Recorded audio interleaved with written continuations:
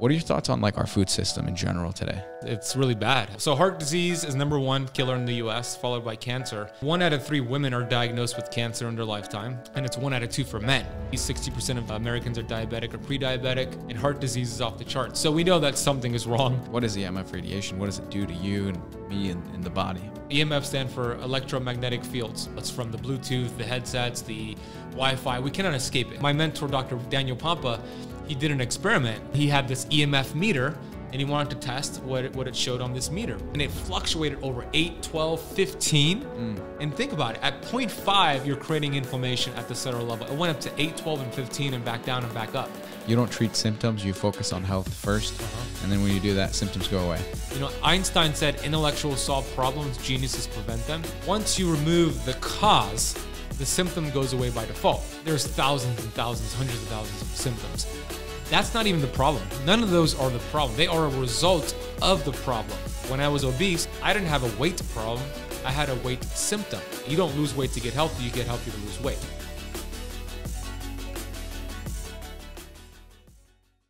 Welcome back to Real Studios. I'm your host, Jad Boudiab. My guest today is Ben Azadi, certified functional health practitioner, best-selling author, and an online authority on health, wellness, keto, fasting, performance, and so much more. Ben, pleasure to have you. Oh, I'm grateful to be here with you. Thanks for the invite. Yeah, thanks for making the time. It's appreciate you being here and making the drive out to meet with us. Yeah, it wasn't too far. Good. It was convenient. Yeah, absolutely. Ben, I like to get everybody, the listeners, kind of to get a good picture and an idea of who you are and your background before we really dive in. What's your story? Who's Ben Azadi? Yeah, I'm from the Middle East, and I was looking you up. You're from Lebanon, correct? Correct, yep. Yeah, so my parents are from Iran. Okay. And my parents immigrated here from Iran in the 1970s. My mom and my dad had an arranged marriage, which is very common over there. They had like a 35-year age difference. And my dad was offered an opportunity from an American doctor to come and live in Miami Beach and do some work for him. And my dad and my mom accepted that scary, bold decision they did. So they came here. I eventually was born in 1984. My sister was born in 1980. And then my parents got divorced. So I was growing up here, left to my own devices. My mom worked 3 jobs, Kentucky Fried Chicken, Walgreens. She was all over the place. And I hung out with the wrong crowd here in Miami, skipped school, did drugs. And I was very unhealthy, both physically unhealthy and mentally unhealthy. I was addicted to video games. That transferred into my adulthood. So I found myself back in 2008 being an obese man, 250 pounds, physically and mentally obese, lost in life, just tiptoeing my way through life, hoping to land safely on death's door. No goals, no aspirations. I was really good at video games, but that wasn't really taking me anywhere. And I went through a very difficult time. My girlfriend at that time broke up with me because the relationship was going nowhere. And I was depressed. I was suicidal. I was thinking all these crazy thoughts. I was on the internet looking for ways to kill myself. Month after month, I would do this. Crying when I was in a room by myself, crying every single day, lost and hopeless, never exercised or considered health at all or being an entrepreneur. I didn't even know what that meant back then. So every time I pursued suicide, I would think about my mother and, you know, all the things she sacrificed for me and the devastation she would have to endure if I took my life and my family dealing with that. So it stopped me. And then I started to read books. I really, for the first time in my life, I started to open up one book and a second book, and I discovered these amazing authors out there, Bob Proctor, Earl Nightingale, Jim Rohn, Tony Robbins. I mean, the list is on and on and on. And it helped me actually take ownership over my results and over my life. And I actually said those words out loud, that I am responsible. And it felt really empowering saying those words and really becoming, for the first time in my life, the victor instead of being the victim. And I decided I'm going to focus on my health because I didn't have the energy. I had goals that I started to create, but the bigger the goal, the more energy you need for it. So I started to exercise, started to work out, and it sucked, right? I was sore for days. I would go to parties and they would hand me beer and chips and I would say, no, no, no. And they would call me a wuss, and it sucked. And I believe when you embark on a goal, it's going to stretch you. It's going to suck at first, but I also believe we got to embrace the suck because I have a formula for success. I'm going to share it with the audience now. It's suck, suck, suck, cess, okay? If you just keep leaning into it and keep pushing forward and just never quit, you're going to get the results you want. So for me, I didn't quit. I just kept going. And then 9 months from that decision to actually focus on my health, I went from 250 pounds down to 170 pounds. I went from 34% body fat down to 6% body fat. So I finally carved out a physical six-pack, but I always say the most important thing that I carved out was a mental six-pack, and that's what really started my journey in the health space. That's great. That's awesome. That's a great story. A lot of challenges, and going through those challenges is really what kind of shapes you up. Yeah. Owning taking responsibility and owning up to your situation in your life. Where was the turning point? I guess first off, was the divorce a big part of what maybe guided you off the right line, the right direction? Was there anybody that stayed with you when you kind of went off the wrong track and started hanging out with different groups that maybe weren't the best for you? Was it primarily driven or caused by the parents separating early on, or was there other reasons why you were attracted to these different groups? Well, I think that was a role for sure with my parents separating. I didn't really. My father was around, but he wasn't the typical father figure that could kind of guide me towards the right direction. So that played a role in it. But at the end of the day, it was really my responsibility to choose who I wanted to hang out with. And I believe we become our environment. We were just talking before the recording about your brother Joe and the mastermind you were just at with Tim, and how Joe's 19 years old and he was in year 25, and you're around these power players and you're getting this amazing information, and that's going to be so good for you guys, because the opposite was true for me. I was hanging around drug dealers and gang members, and I was becoming one of them. Sure. And we become our environment. So yeah, I played a role into it, but at the end of the day, it was my responsibility to put my foot down and say, hey, I can't hang out with you anymore. I have things I want to do. Just didn't know any better, really, and you just drifted down that line. Correct. Where was the turning point? What was like the big reason where you're like, okay, enough is enough? Like, when did you realize you cannot keep going down that route, that plan and that route, and where you were going at that time? Well, I kept going on the internet looking for ways to end my life. Okay. And every time I did it, I wouldn't do it because of my mom. So I knew that it wasn't going to end my life. I had to do something because I was just miserable. I would wake up and I would just dread the day. I'd wake up and I'd be like, "What? I just want to go back to sleep." I wanted to sleep as much as possible so I could stay awake as least as possible, because every time I was awake, I was suffering.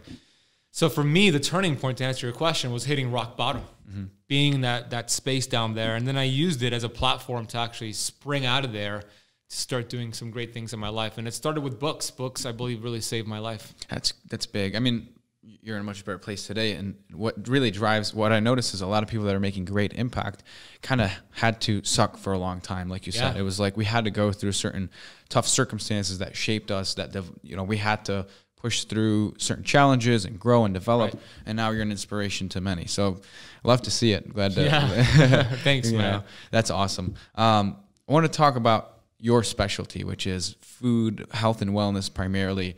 Living a better life, specifically related to your body, your spirit, but primarily, what you're feeding yourself, what you're taking in, and how that's translating. What are your thoughts on like our food system in general today?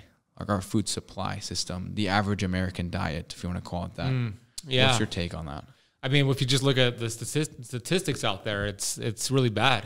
If you just look at cancer, for example. So heart disease is #1 killer in the U.S., followed by cancer. And 1 out of 3 women are diagnosed with cancer in their lifetime. And it's 1 out of 2 for men. So we look at that. You look at diabetes, 60% of Americans are diabetic or pre-diabetic. And heart disease is off the charts. So we know that something is wrong. And it's the advice that we're being fed through mainstream media, through the government system. It's the opposite, I believe, of what we should actually be doing. And if you just study the history of humanity, I mean, they ate foods that were not processed. They ate mostly meat. They ate animal products. They ate some vegetables when they had the opportunity, and they practiced eating and then not eating, which is the fasting approach. So when you look at what they teach you here in America, we're blessed because we have food readily available to us. I mean, I could go on my phone and hit a button and we'll have somebody knock on a door here from Uber Eats like in 45 minutes. So we're blessed, and we're in this constant fed state. We're raising glucose throughout the day. And I got to tell this for your audience, because I know your audience are serious entrepreneurs who want to make a big impact, who want to live a long life. One of the quickest ways to shorten your lifespan is to have elevated blood sugars. Meaning, if you want to age faster than anybody you know, eat every 2 to 3 hours, because every time you do that, you raise glucose. And that is a poison. It is a toxin to the body. It creates inflammation. So what we want to do is we want to eat foods that don't really raise glucose, and then also have meal timing, which is where intermittent fasting comes into play. Okay. I guess as a starting point, I've got a great book in front of me here, but also like the intermittent fasting cheat sheet, right? And that's a great starting point, I would assume.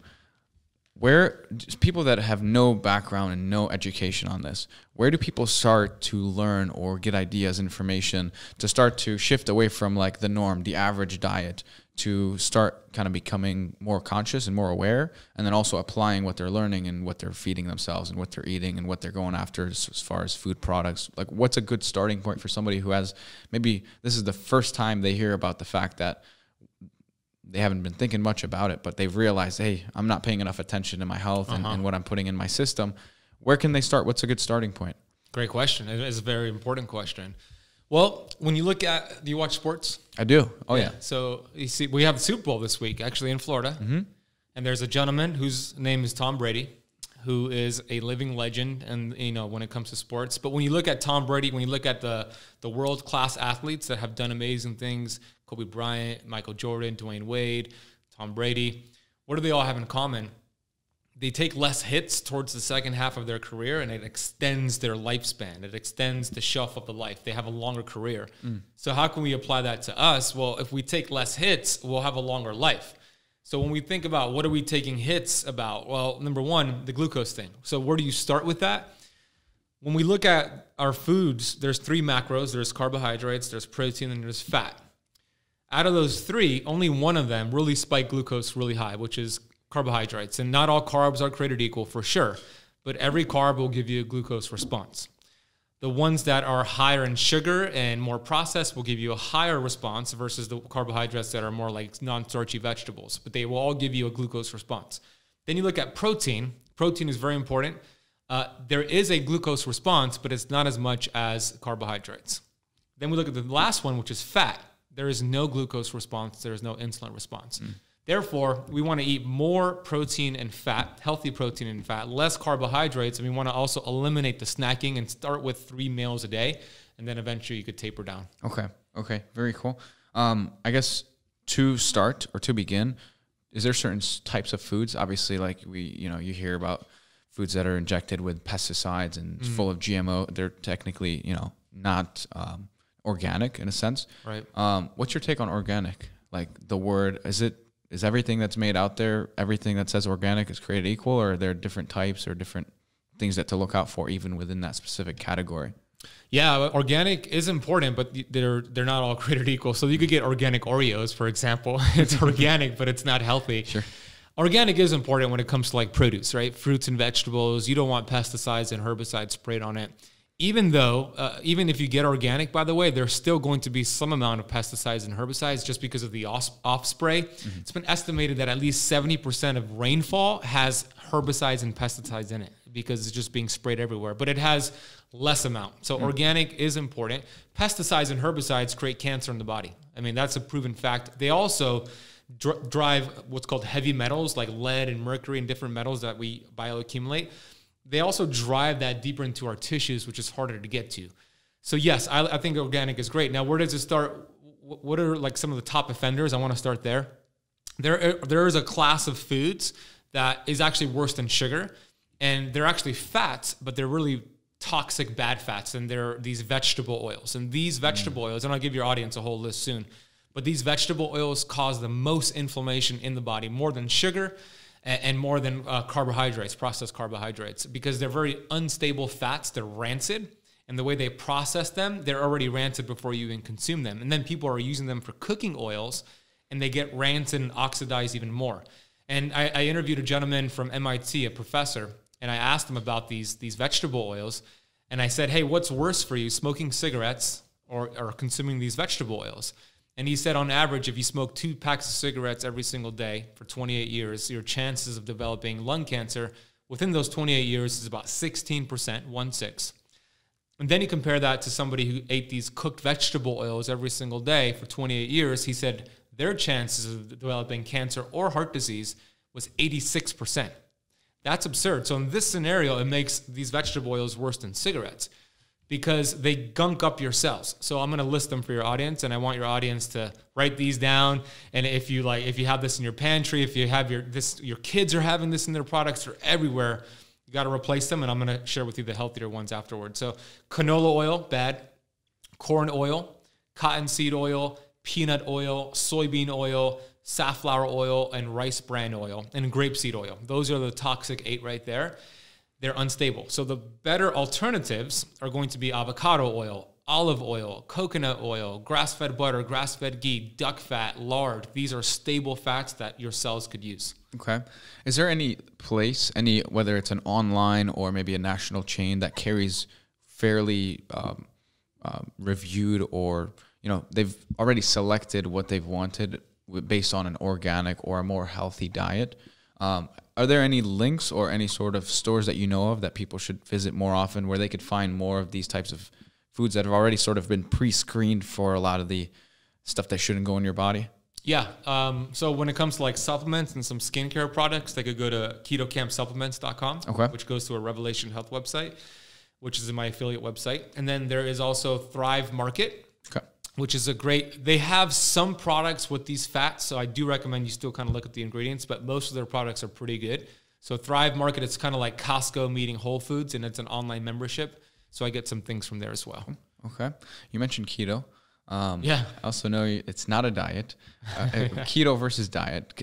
People think of it as a diet or some sort of diet plan. Can you kind of tell us the difference and, well, generally more on what keto is, and I guess comparing it to what people might think of it before really diving in and knowing a lot about what it is and what it entails? Yeah, keto is a buzzword. It's very, very popular. Pretty much everybody has heard of it, the keto diet. Technically, like you said, yeah, it's not a diet. It's a metabolic process, and it's been around since humans have existed. Same thing with intermittent fasting. So when we look at the body at a cellular level, we have 70 trillion cells in the body. And out of those 70 trillion cells, we could only burn sugar or we could burn fat. So when I say sugar, think of glucose sugar. When I talk about, the insulin, glucose spikes, that's what I'm talking about. And then you have the opposite, which is fat and ketones. So when you drop your carbohydrates low enough, you increase your fat and your protein like I just recommended, you now switch over to your body fat for fuel, and then you produce ketones. Now here's the analogy I'm going to give your audience is this. When you're burning sugar, which most people are, when we talk about the standard American diet, when you're stuck as a sugar burner, your cells create a lot of cellular smoke. I compare that to like a truck that's speeding through the streets. Picture this truck with the exhaust pipe, all the smoke coming out of the exhaust pipe. It's getting on that car, the trees are getting all smoked. It's not healthy for the environment. That's what it's like when your cells are burning sugar. You're aging faster. Now, when you do healthy keto, clean keto, and you transition to a higher fat, higher protein, lower carb approach, now your cells are burning fat. That's like a Tesla. That's cruising through the highway, cleaner for the environment, cleaner for your cellular environment. And not only that, your brain is mostly fat, and it loves fat. And when you're producing ketones, oh my gosh, you are on top of your game, your mental clarity, you're sharp, you're focused, you're able to crush your day. It's a super hack for an entrepreneur. That's incredible. I guess when it comes to mixing the process with fasting, would you say fasting is almost like a natural cleanse? Or how would you describe fasting? What are some of the best benefits? And then maybe some of the disadvantages or the challenges with fasting, I would say. Yeah. So the way that I teach it is first to do some keto, just to get your body familiar with being able to burn fat and achieve this metabolic flexibility. So 14 days of this keto approach. And then what I do is I pair the fasting. And how you could start simply just doing a 12-hour fast. And you could use sleep as part of your window. So let's say you finish eating dinner with your family at 7 p.m., you go to bed, and then you just wait until 7 a.m. to eat your first meal. That's 12 hours. Mm-hmm. And then you could push that out and go until lunchtime and go about like 16 hours fasted. That would be terrific. The benefit of doing that, there's numerous benefits. One of my favorite benefits when it comes to the longevity and being here for a long time is this process called autophagy. And you activate it during fasting. And autophagy is just the process of your cells being recycled, like you said, cleansing out. A picture like Pac-Man going in your cells, cleaning it out. The analogy that I give for autophagy is a refrigerator. If you think about the refrigerator that you have in your kitchen up in Cleveland, you open up that fridge and you have groceries in it that have an expiration date, right? You have the milk, the cheese, whatever it is. They all have an expiration date. What would happen, Gad, if you let all the groceries inside of your refrigerator expire? and you just push them towards the back. You just shove them in the shelves there. And then you go to the grocery store and you buy fresh groceries, and you take them back to the fridge, open it up, and put the fresh groceries back in front of the old ones, and then close the door. It's going to be disgusting. It's going to be mold, bacteria, and disease. Well, our bodies are like that refrigerator. We have cells, we have proteins, we have these mitochondria that have expiration dates on them. And when you practice fasting, it's your body's way of cleaning out the house, cleaning out the refrigerator, and recycling. So that's one of my favorite benefits of fasting. Are there any challenges that a lot of people tell you, like they're having challenges with fasting, or any side effects, or any certain things that when the body starts to undergo these changes that they kind of experience? Yeah. I mean, if you do keto first and then you pair fasting, there will be less side effects, maybe not any. But a lot of people, it's a mental thing. It's a psychological thing.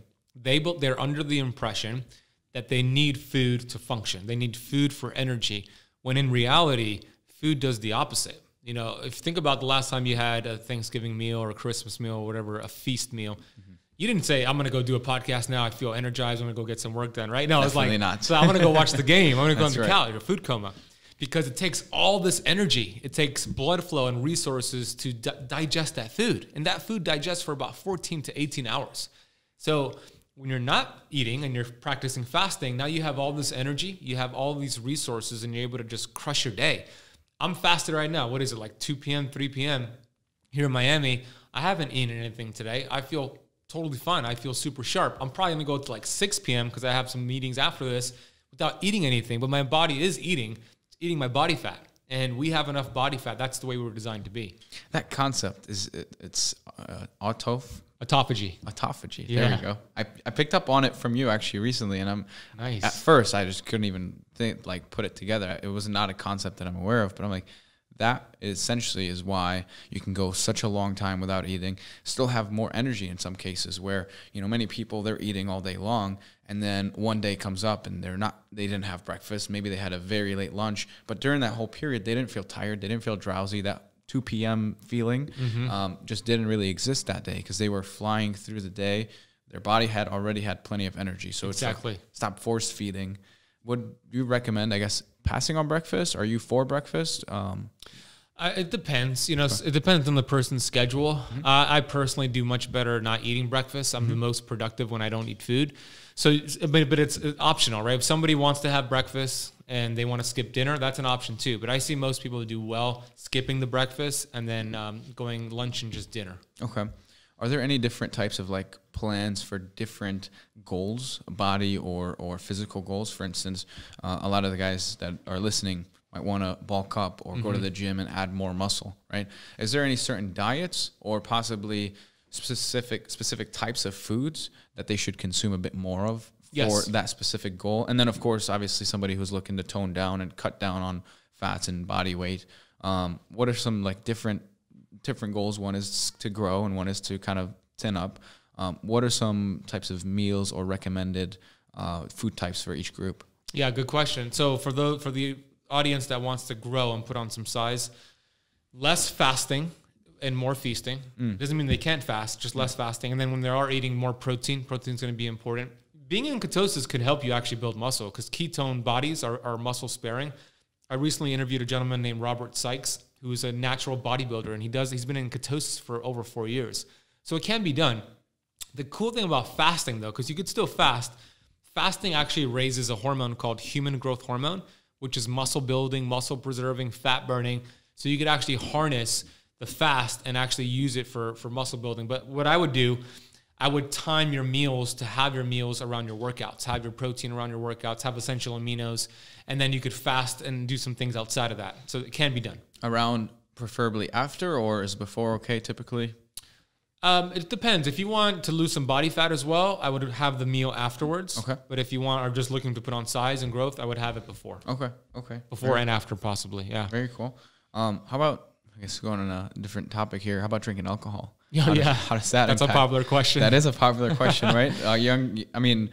Just about everybody, especially nowadays, it's like whether we're chasing a certain lifestyle or whatnot, whether it's the day-to-day living and that full workload and, you know, stressful lifestyle that a lot of people experience, the weekend comes up and it's just this, younger and older, this binge drinking style or just heavy drinking on the weekends.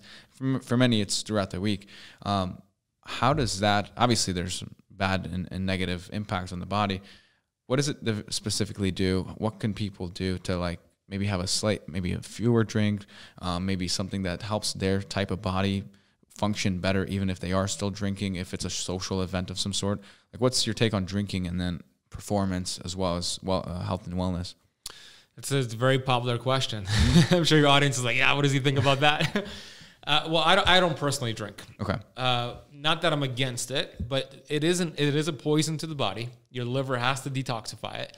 So depending on your current health situation, your health history, you may want to avoid it altogether. But if you're somewhat healthy and you just want to enjoy yourself, there are the worst ones out there when it comes to alcohol versus the better options. Okay. So I'll start with the worst options. If you're going to drink, I would avoid these. That's going to be beer and wine. Okay. Beer, because it's very estrogenic. Not good for male because it lowers your testosterone. Not good for women because you don't want to be estrogen dominant. And then wine, because going back to the conversation we had about pesticides, a lot of wine are loaded with pesticides. The average Californian wine has 64 different herbicides and pesticides in it. There's only one company that I have looked at that does a good job with wine. They're called what's their name? Dry Farm Wines. Dry Farm Wines. Okay. They're organic, no pesticides. They're actually keto friendly. So if I were going to do wine, that's one option, but most wines are not good. Now, so beer and wine I would avoid, and then I would have more of the clear alcohols like whiskey and tequila, and even vodka. I would do that. I would do it on the rocks. I wouldn't mix it with anything else, and I would, of course, moderate it and make sure you don't have too much. So if you're going to do alcohol, have more of the whiskey, the tequila, and the vodka. Okay, very cool. I guess moderation is always key, right? Yeah. Is there a recommended level or amount? Like, say, 2 drinks on a social event or an evening, is that typically okay? I guess from a what we're getting back, of course, choosing to go down that route of drinking less beer and less wine and less. So 2 shots, you mean? Well, it could be 2 shots or 2 drinks on the drink ice. Enough. I would say drink enough that you feel good, and then maybe you could grab like something else to hold in your hand, because usually it's like that anchor. Like people are. It's like when they want something to hold in their hand and they're talking to somebody, so you could have something else in your hand. But yeah, two shots could give you a nice good buzz. Yeah. If I did one, I'd be toasted right now, just because I haven't drank in over 4 years. Well, ideally, just avoid it entirely. But for people that feel like there's a need, whether it's like a social thing or part of the, And I'm not saying I'm not going to drink for the rest of my life. I just decided for right now to eliminate it, but I'm probably going to do it when I celebrate some big goals. Yeah, there we go. Well, good. Hopefully, I not encourage you to drink, but I hope you accomplish some big things and hit your goals. Thank you. I want to, before I move on to, because my mind was blown when you start talking about EMF radiation. Yeah. So I do want to definitely touch up on that. But before I do, back to those statistics. 1 of 2 men and 1 of 3 women will get diagnosed with some form of cancer throughout their lifetime. I heard it on one of your shows, something like, let me get the exact numbers actually. 1 of 2 children will be born on the autism spectrum by 2032. Yeah. What is the cause here? Is it the current diet? Is it the average diet? Or what's causing this trend? Yeah. Good job with your research. Thanks. Very, very well. This is a controversial statement. Okay. But this is just based off of my research. Okay. And I really encourage your audience to do research as well. But yeah, that's according to the CDC, all those stats. Okay. Right? The 1 out of 3, 1 out of 2, and then it's projected at this rate that by 2032, which is not that far from now, 1 in 2 children will be born on the autism spectrum, just like you said. That's according to their projection. You ask why? It's a combination of things. Definitely it's the food supply. It's the pesticides, the herbicide. It's the heavy metals. It's the toxins. It's the vaccinations. It's the flu shots, because those have some heavy metals in them. And when you bioaccumulate this, and by the way, parents they transfer toxins to their babies. There was a study that showed, it was called the DRASH study. The amount of mercury in the mom's mouth in the form of silver fillings was the amount of mercury found in the baby's brain when they did autopsies on aborted babies, right? So we're passing it on. So it's a combination of all of this, dude. Some things that are just hard to avoid in many cases, just because of today's society and how we operate. It's very hard, but it's not impossible. Sure. It's having the awareness, and then the body is incredible. I mean, the body is capable of healing. We just got to do two things. two things in order to heal. Number one, identify the interference. Number two, remove the interference. And number three, let your body heal. Okay. So we're talking about interference right now, and that's the conversation that we're having. A lot of people also have kind of like mixed feelings about medicine and pharmaceutical, essentially drugs, right? Do you think in some instances, are you for or against that specific, for every issue or certain problems or health issues that come up? Are we more so recommending like start working on your diet and start working on what you're intaking to avoid potentially ending up in the hospital or having some sort of health problems? Are you for certain medicine or against certain medicine? Are there certain things we should warn the audience about? Like if X happens, or if you do end up going to the hospital for whatever reason, here are certain things you should probably avoid because they're really not good for you, but other types of medicines are okay in the short run? Yeah. Another controversial question. I believe the body is capable of healing. Okay. So that's my premise. So if you take care of what you need to take care of and remove the interference, there's no need for it. Now, is there a role for medicine? Yeah. And there's a lot of great doctors out there, especially surgeons that are needed to go in there for specific situations. But when you're putting your health in the hands of allopathic medicine, it's going to lead to a frustrating path. There's no pill, there's no surgery, there's no supplement that could replace what we have within us already, which is this innate intelligence. So as long as we remove the interference, we activate this innate intelligence. So from that premise, I believe we are in control. We're not designed for sickness, we're designed to thrive. And as long as you just follow those rules and take less hits, we could live past 100 years old, dude. I mean, we could do this interview in 2050, the year 2070. Still be kicking. Dude. You'll have a multi-billion-dollar business. I will too. You'll be on Forbes with Joe. So you could do it, but you need to have your health. Sure. A lot of entrepreneurs, they'll scale up, but their health will scale down. And then they'll find themselves with all this money in the bank account, but they don't have the energy to enjoy it. They have sickness. They're scared of viruses. They're scared of going out. So what worth is all that money if your health is down here? Because they would trade all of their money with somebody who's healthy just to get that balance back up. But you could do it both. If you prioritize your health, then the business goes up even better. You're more productive and you're able to scale even faster. Probably perform a lot better when you're healthy. Exactly, dude. Yeah. Your energy levels, everything. Yeah. Are there like signs that show, obvious signs that maybe we don't know about, that show certain short-term trends? Like in the long run, if there's weight gain or obesity of some sort, you can tell, okay, there's something not 100% here.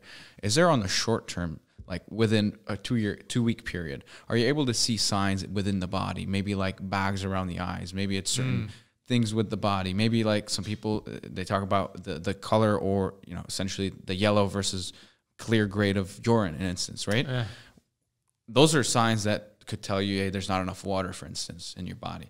Are there certain signs that we can see on a short term that people can pick up on that sort of relate to how their body's performing and how well they are? Yeah. I mean, we should have energy when we wake up. It shouldn't take 30 to 60 minutes to get the day started. So you should wake up and you should feel energized, number one. And then you should have energy throughout the whole day. It's not common.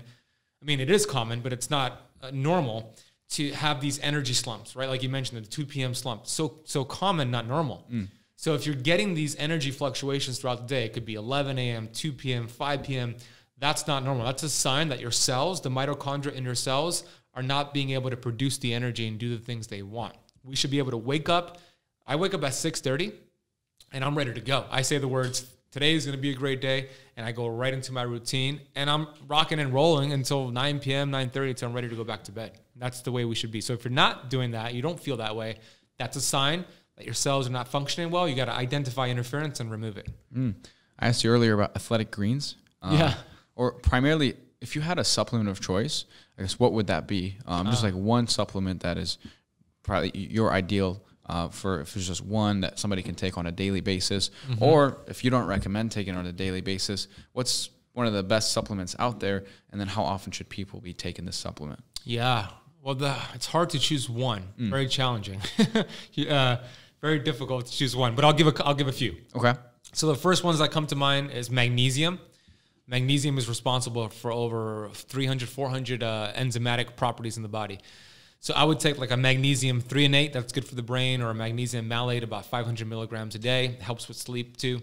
And then vitamin D, a lot of people are vitamin D deficient. Even those people in Miami, I've reviewed a lot of lab work. So vitamin D, I would take that. And then I would take a plant-based omega that gives your body the right fats, omega-6 to omega-3 ratio. I use one called Pureform.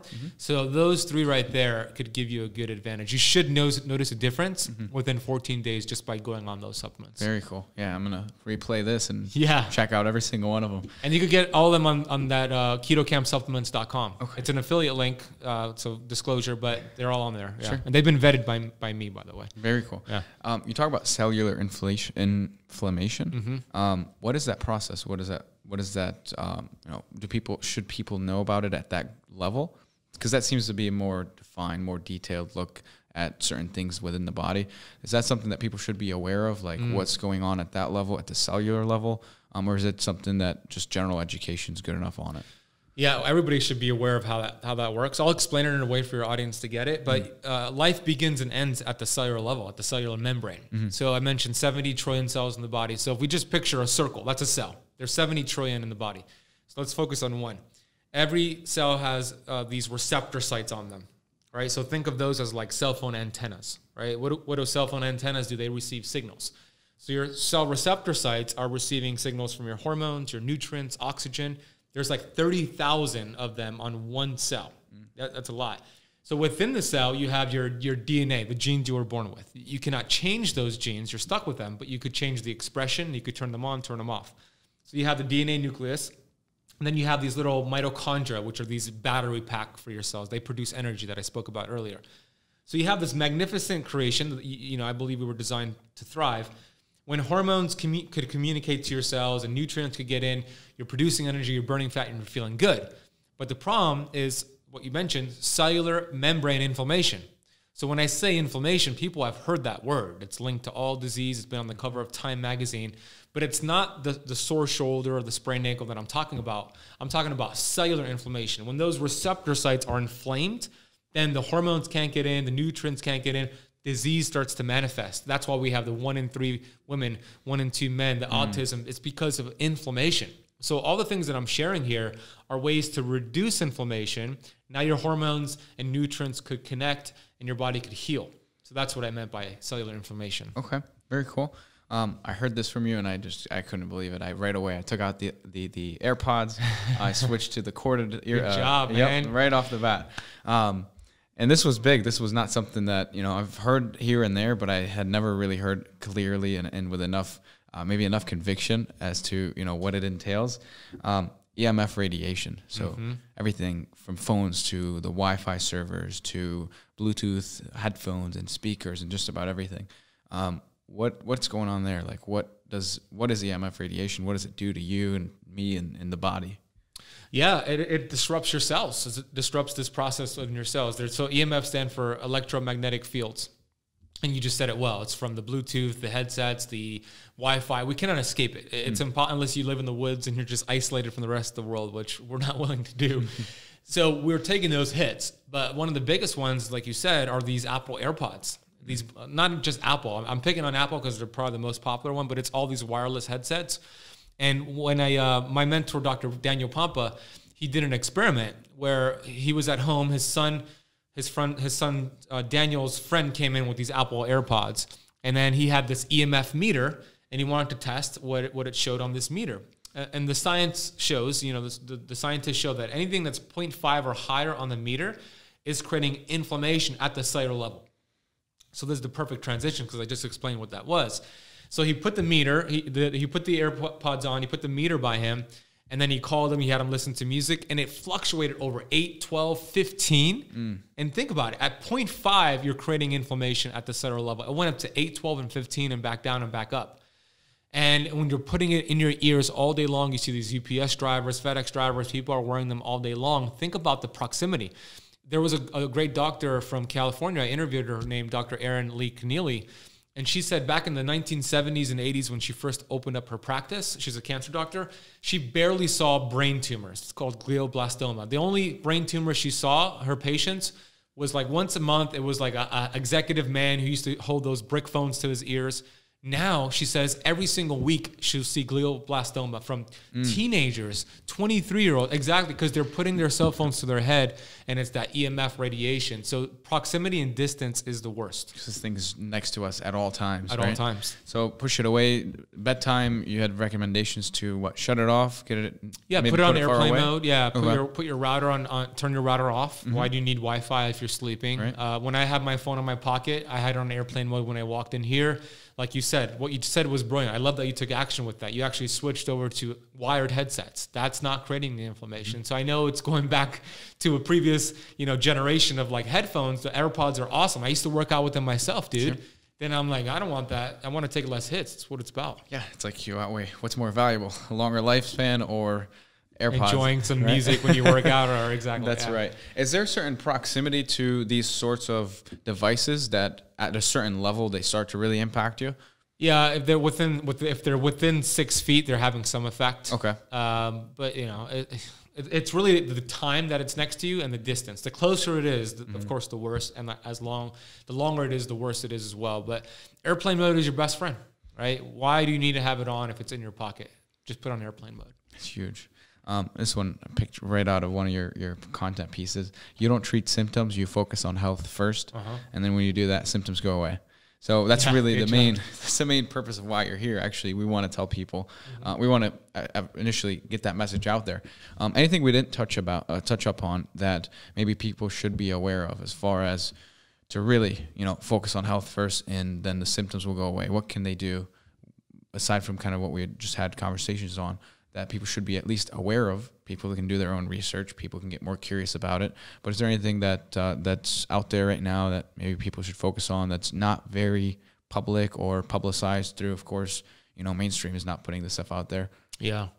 Well, first of all, it's important to get really, really clear on taking ownership over your health. A lot of people put it to the side. And I know this is a lot of information. And as an entrepreneur, I'm always looking for like hacks, right? What can I implement? And we talked about several things that will make a big difference. Number one, the vegetable oils. You remove that because a study showed that it could lead to up to 6 to 12 months of inflammation around your cells just by having that. So you remove that.